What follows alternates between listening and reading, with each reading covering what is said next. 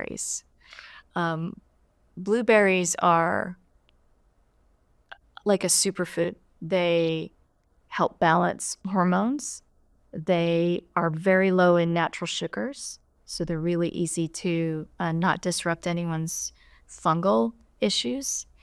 What is most fascinating to me about blueberries is the plaque in the brain that we develop. We develop plaque on our brain like we do on our teeth. It's not the exact same plaque, but it's similar, and it's called plaque, and it's amyloid plaque.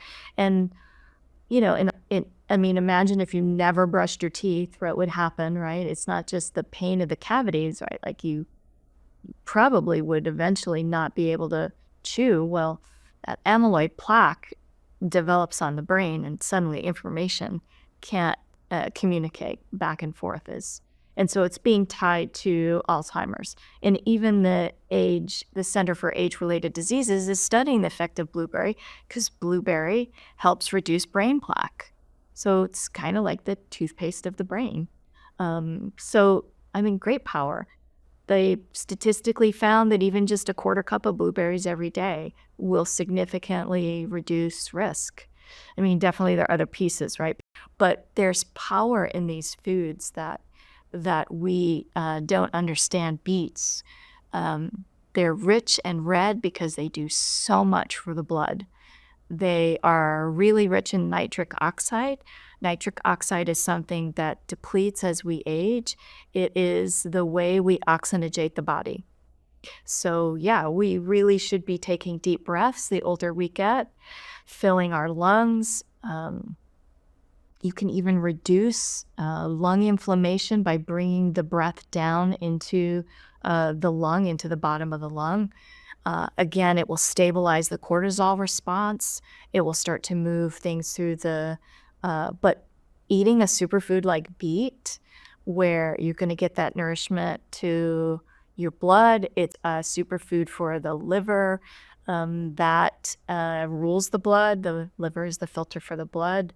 So super important. Those dark leafy greens, we think about citrus as vitamin C, but really the dark leafy greens have more vitamin C and more B vitamins. Again, if you allow yourself to be ruled by color, making choices will be a little bit easier. I always tell people, if you can prepare your plate and think about a green and something in the green family and something in the like red, orangey, yellow family, and do that every time, you'll have alkalinity, which a lot of illness and disease thrives in an acidic environment. Oh, thank you. Like, that's a match. I can do something with that, right? In biology, we learn, the DNA replicates itself. There's unzipper, and then, it replicates itself. Well, it unzips to replicate itself, but it needs to do that because you've given it the building blocks on the other side of that genetic code. And if you're eating food that doesn't have DNA and RNA, it doesn't know what to do with it.